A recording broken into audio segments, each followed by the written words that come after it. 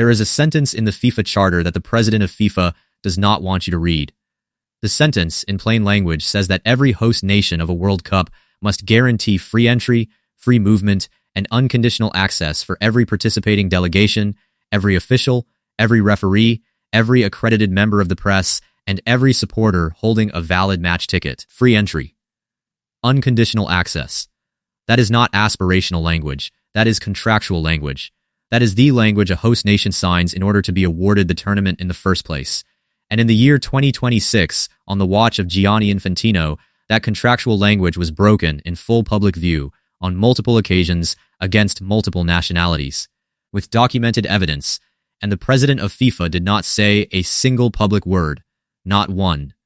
Tonight, I am going to walk you through, name by name, country by country, denial by denial, exactly what happened to the Iranian delegation, exactly what happened to the Somali referee, exactly what happened to the Senegalese and Uzbek teams, and exactly why the silence at the top of FIFA is the most damning evidence of all. Stay with me. By the end of this video, you will understand why this story is bigger than any visa, why it is bigger than any single match, why it could fundamentally redraw the rules of which countries are allowed to host the World Cup for the next 50 years, and why every football fan, from Tehran to Tokyo to Toronto, has a stake in how this gets resolved. Let me start with the basic chronology, because the facts here are not in dispute. The United States, the primary host of the 2026 World Cup, operates under a federal immigration system that was, during the lead-up to the tournament, expanded in scope under a travel restriction framework that the executive branch officially described as a national security measure. The framework affected nationals of multiple countries, with Iran appearing prominently in the public record of affected nationalities. According to reporting from BBC News, Politico, Reuters, and the international football press, Iranian players, Iranian coaching staff, Iranian referees including those originally cleared by FIFA appointment processes, and Iranian passport-holding journalists faced obstacles in obtaining the entry documentation that the FIFA charter says they were entitled to receive automatically as a function of the host nation's tournament obligations. Now stop and think about what that means. FIFA has, on its public website, a charter that says any nation participating in the World Cup is guaranteed access to the host country for the duration of the tournament. The host country, by accepting the World Cup, agrees to suspend or modify any visa policies that would prevent that access. That is the deal. That is the contract. That is the bargain a host nation strikes with the global football community in exchange for the prestige and the revenue of hosting. The United States, in 2026, has by all available reporting broken that bargain.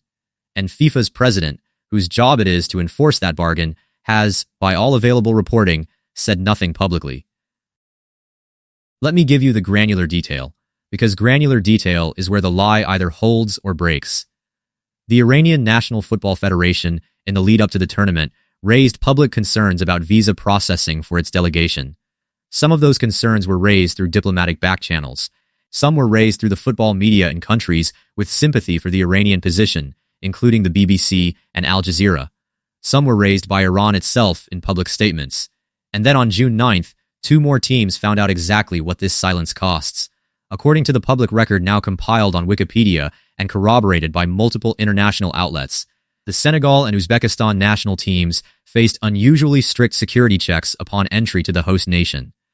This is 2 complete national delegations, traveling with FIFA accreditation, treated as if they were arriving from a war zone rather than as the elite athletes of countries the host had pre-cleared to play. The security checks were not random. The security checks were a pattern. Senegal is in Africa. Uzbekistan is in Central Asia. Both delegations included staff members and officials whose visa applications had been processed through the same channels that had already denied entry to Iranian counterparts. The system was screening by region, by demographic, by political category, in ways the FIFA charter explicitly prohibits the host from doing, and the silence at FIFA headquarters continued. Day after day. Tournament opening after tournament opening. There is one more dimension to this story that has been almost entirely ignored in mainstream coverage, and that is the impact on the fans themselves.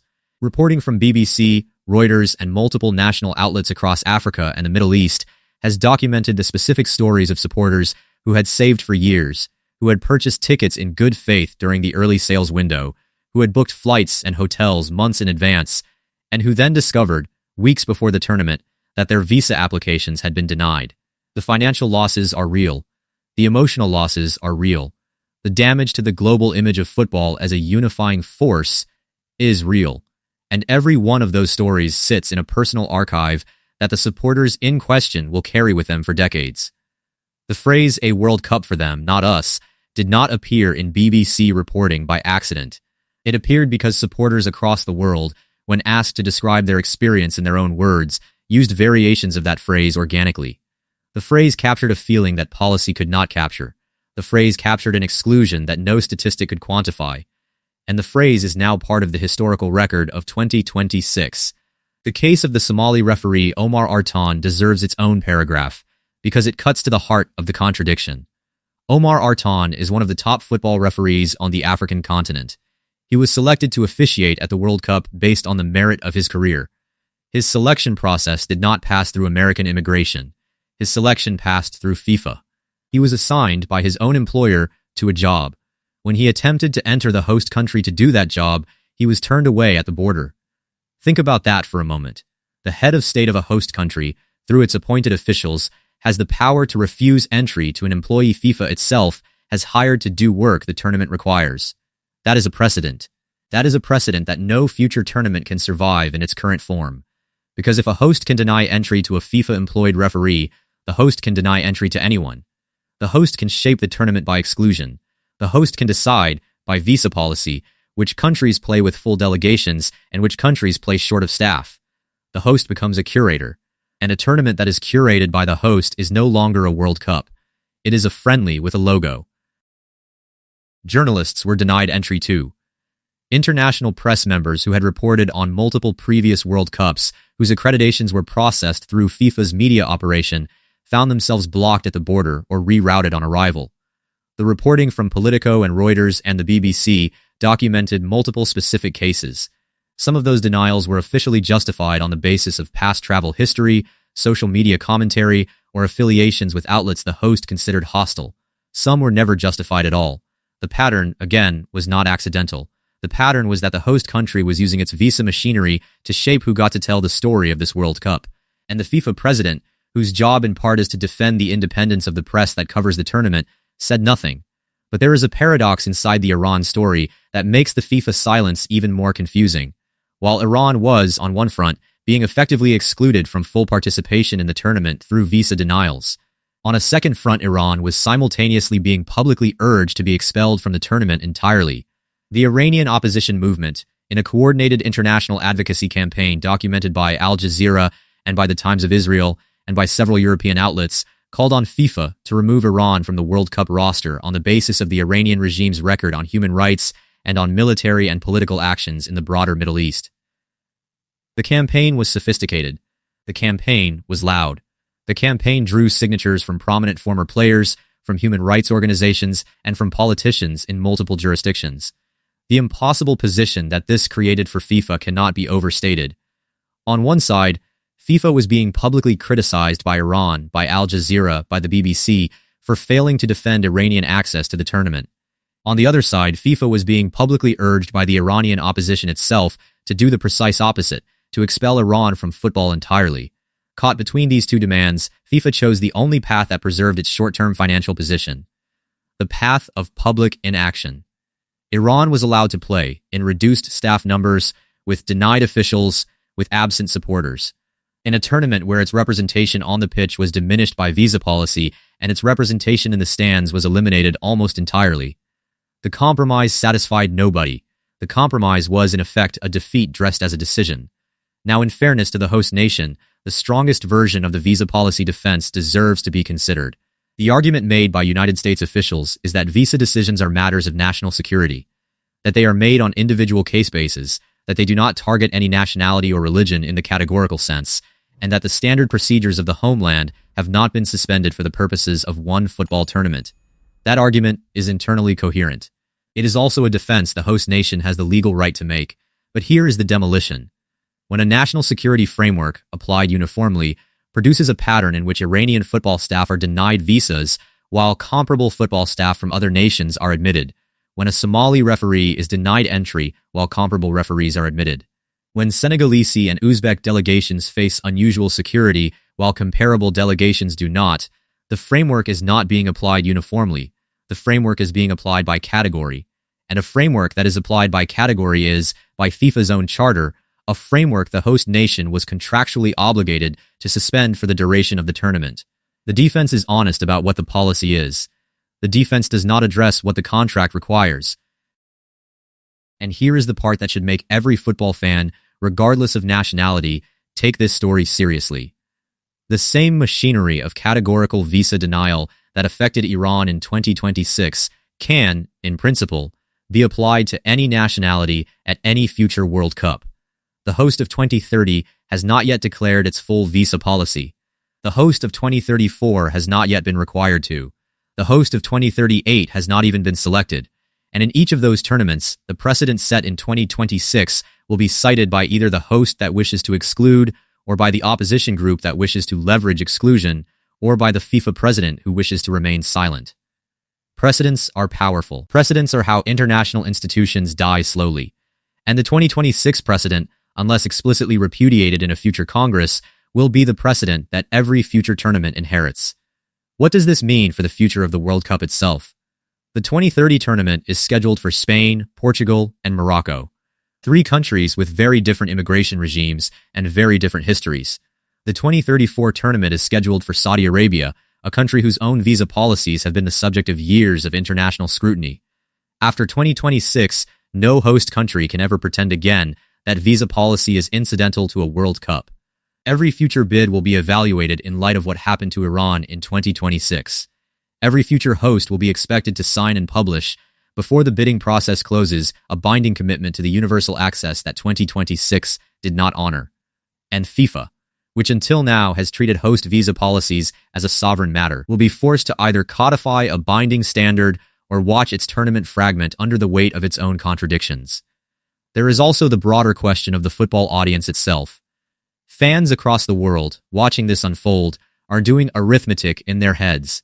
If a Pakistani fan with a clean travel record was denied a visa to attend a match between 2 nations he had no political connection to, the next World Cup he plans to attend is one held in a country that does not require a visa from his passport. The 2030 Morocco component becomes more attractive. The 2034 Saudi Arabia tournament becomes more accessible to large sections of the developing world. And the 2026 United States tournament becomes, in the memory of the global football audience, the World Cup that taught the world what FIFA had quietly always known. The promise of universal access is only as strong as the host country willing to honor it. Let me give you the structural picture, because the structural picture is what most commentators are missing. When you take the visa denial pattern, and you add the empty stadium pattern, and you add the dynamic pricing pattern, and you add the criminal complaint pattern, you are no longer looking at a series of separate stories. You are looking at a single composite portrait of an institution that has lost its ability to deliver on the basic promises it made when it accepted the host nation bid. That composite portrait is what historians of the sport will eventually call the 2026 pattern. And the 2026 pattern will be the lens through which the entire Infantino era is reassessed by the people whose job it is to write the institutional history of FIFA. The empty stadium investigation, the visa scandal, the criminal complaint, the heat warnings, the European revolt. They are not 5 stories. They are one story told 5 times from 5 different angles. And the central character of all 5 versions is the same. The president who said nothing while the bargain his predecessors had spent a century building was quietly dismantled from inside the institution he was elected to protect. There is also the question of what the players themselves are saying. Because the players are not, on the whole, silent, the FIFPro Union, the global union representing professional footballers, has published statements throughout the tournament that touch on player welfare, scheduling, and the broader environment of the competition. Individual players from affected nations have, in their post-match interviews and on their social media channels, made specific reference to the absence of teammates, of physiotherapists, of analysts, of family members. Some of those references have been blunt. Some have been coded. All of them, taken together, paint a picture of a competition in which the participating athletes themselves understand that the tournament has been compromised by the host nation policies, even if the institutional response from FIFA has been carefully avoiding direct confrontation with the host. The players know. The players are saying so, in their own language. The press conference clips will be archived. The social media posts will be screenshotted. The historical record is being written by the people who lived through it, in real time, in the gaps between the official communications. And yet, despite all of this, the matches continue. The whistles blow. The goals are scored. The broadcasts go out. The fans who could get in cheer the players who could get in. The world, in part, continues to celebrate. But the celebration is, for the first time in a generation, asterisked by the names that are not in the stands, asterisked by the staff that are not on the touchlines, asterisked by the referees that are not on the pitch. The asterisk is invisible on the broadcast. The asterisk is permanent in the historical record, and every future historian of the World Cup will have to choose whether to write it in. A World Cup is not a passport. It is not a foreign policy tool. It is not a vehicle for one government to project its preferences onto the global game. It is supposed to be the one place on Earth where the world agrees, for 30 days. To be a stadium together. To put down the badges. To put down the borders. To play, and to watch the playing. In a peace that the rest of the year often refuses us. That promise has been broken in 2026. The brokenness is now in the public record. And the silence of the man whose job was to defend the promise is now in the public record too. A promise can be broken in one summer. It cannot be unbroken in the same summer. Restoring it will take years, perhaps decades, perhaps another generation of FIFA leadership that has not yet appeared on the political horizon. And consider, for one moment, the precedent for confederation behavior in the years immediately ahead. The African Football Confederation, having watched a Somali referee turned away and a Senegalese delegation searched at the border, now has institutional memory of what 2026 did to its members. The Asian Football Confederation, having watched Iranian staff denied entry and an Uzbek delegation subjected to unusual security, now has its own institutional memory. Those memories do not vanish at the closing ceremony. They reappear in committee meetings. They reappear in private dinners before key votes. They reappear in the procedural fights over rule changes, hosting rights, and the structure of the FIFA Council itself. The president who chose silence during the visa crisis of 2026 is the president who will, 3 years later, walk into a room of confederation leaders and ask them for their endorsement at the 2027 election. The silence has a price. The price is denominated in votes.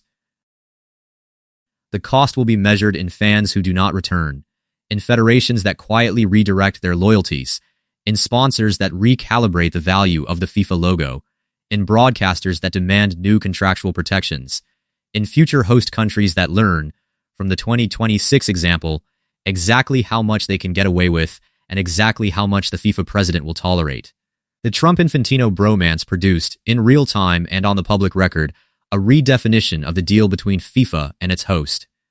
The new deal is that the host gets the revenue, and the FIFA president gets the photograph, and the fans get whatever the policy makes available to them.